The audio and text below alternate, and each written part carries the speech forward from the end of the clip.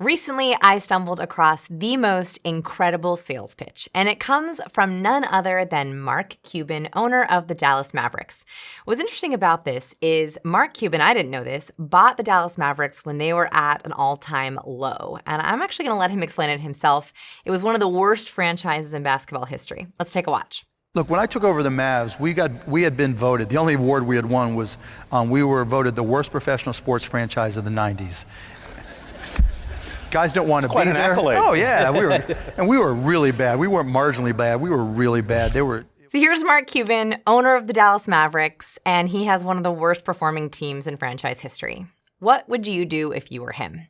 I want you to see what Mark does to try to sell more tickets and completely turn the Mavs around. Here's what he did next. You know, I was the new owner, and instead of creating an office, I didn't have an office.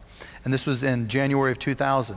There was a sales cubicle, there was a sales bullpen, and I moved everybody, so all the sales group were in this like little the fish bowl that we called it, and I put my desk right in the middle of it, and I had a laptop, an old school laptop from back then, and I had a phone book, and I had a list of people who had bought tickets and were former season ticket holders. Okay. First important thing to note here is Mark put himself right in the action. He didn't send his sales guys off to another floor of the building. He sat right in the middle so he could see and hear everything that was going on. He also made sure that he was doing it with them. He had his own laptop, his own phone, and his own phone book. And then listen to how he decides to pitch those clients and who he decides to pitch first. I got on the phone and I started calling people, because I wasn't going to ask somebody else to start making calls if I wouldn't, right? And it was like, yeah, this is Mark Cuban, new owner of the Dallas Mavericks. I know you've been to a game, and I just wanted to sit here and tell you, we'd love to have you back. So what's really interesting about this is to be able to know your customers, to be able to craft the perfect sales pitch, you actually have to call your customers. You have to really talk to them. Writing out the perfect sales pitch and practicing it in your head is not the same as actually doing it. Because I will tell you, and I used to have a sales job, when you pick up the phone and your heart is racing, you have a feeling of adrenaline. And that adrenaline, people can either hear it with your excitement or they hear it in your nerves. And it's the only way to put your sales pitch to the test. Mark Cuban did something really different. Most people, when they're thinking about calling a potential customer, they call potential customers new people, people they can start fresh with. But Mark Cuban did something different. He called old customers, angry customers. If you were once a Dallas Mavericks season ticket holder and you canceled your season tickets, it means you are an upset customer. I don't know about you, but that would be the last group I would think about calling. But he saw it as an opportunity. He saw this is someone who used to have a budget for this. This is someone who used to care about the Mavs. Maybe I can rekindle something there, and maybe I can learn something from them. What's critical here is he called as many people as possible, and this is key to creating the perfect sales pitch. You have to talk to as many customers, especially angry customers, as you can, because as he talked to each one, he could predict what excuse was coming next. So now let's watch his actual pitch and see what he said to those prospects. We'd love to have you back, but did you know that going to a Mavs game is less expensive than eating at McDonald's? Mark Cuban just did something brilliant. The very first thing he does is something called price anchoring.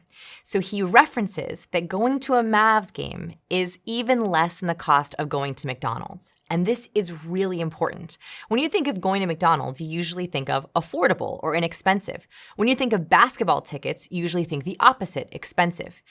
What he does is he price anchors you to the cost of a McDonald's meal, which is so easy, so inexpensive that people sometimes do multiple times a week. This is the very first objection that he probably heard, was price. By comparing it to the cost of a McDonald's meal, it blasted that objection out of the water. Let's keep going. Do you know that we have tickets now that are less expensive than going to the movies? And you'll get a unique experience that you'll never, ever experience anywhere else. Well, you guys suck, da-da-da-da-da, you guys are awful. And I'd be like, do you remember when your mom or dad first took you to a game? Yeah. You remember how you felt? Yeah. Ooh, this is so good. Okay, so he price anchors with the cost of McDonald's and then a movie ticket, and then he takes them into what's called a yes ladder. So a yes ladder is when you get your prospect to start saying yes, agreeing on things. The hardest thing is when someone's in a no pattern. No, I don't do that. No, I don't need that. No, I don't want that. So he ties into a yes ladder with the most powerful emotion there is, nostalgia. Nostalgia is one of the best emotions there is because it's happy-making and you can't corrupt it. Happiness today could go away in a burst or in a moment, but nostalgia is a memory and you can't take away someone's memory. So he then immediately goes into the next price objection or the next objection when someone was saying, oh, but the Mavs suck. He made them remember a time where the Mavs didn't suck, when they were a kid and they didn't care how many passes were made or the perfect formations. All they cared about was having a good experience. So he makes them tap into that amazing nostalgic feeling and gets them to a yes ladder. Here's what he does next. Do you get that going to McDonald's? Do you get that going to the movies? No. We create special experiences. I can't guarantee you we're going to win or lose, but I can guarantee you we're going to make the entertainment. So when you look at your son or daughter's face, you will be thrilled to death and know that you couldn't get that experience anywhere else, and it's $8 a ticket. One bubble. Boom. Right? So the last thing he does here is he reminds them how affordable it is comparatively and how you already spend that money at McDonald's or the movies, but it's not nearly as special as this. And then the ultimate closing tactic is, I can't guarantee a win, which is true. It's very important that you're honest with your customers, but he can guarantee a special experience and, most importantly, creating a memory for your child.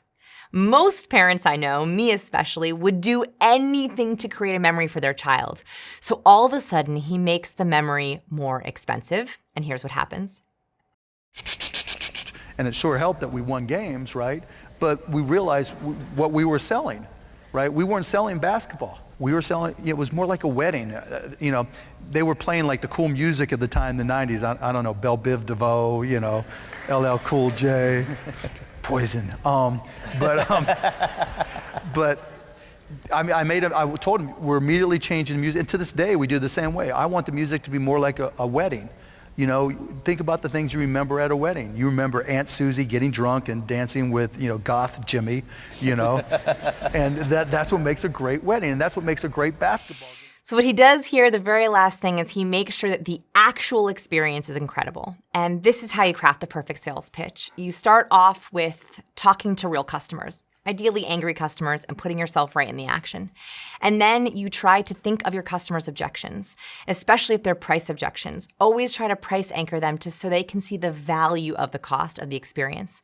And then lastly, you have to make sure that the actual experience is good. Your product should be amazing. Your service should be amazing. And that way, when you actually close the deal, they have an amazing experience and they tell everyone about it. Take a dash of Mark Cuban's magic and be sure to add some of your own. Are you living up to your full potential? Do you want more? I would love to help you. Get started with my free training and learn more about People School today. Visit scienceofpeople.com/pschool.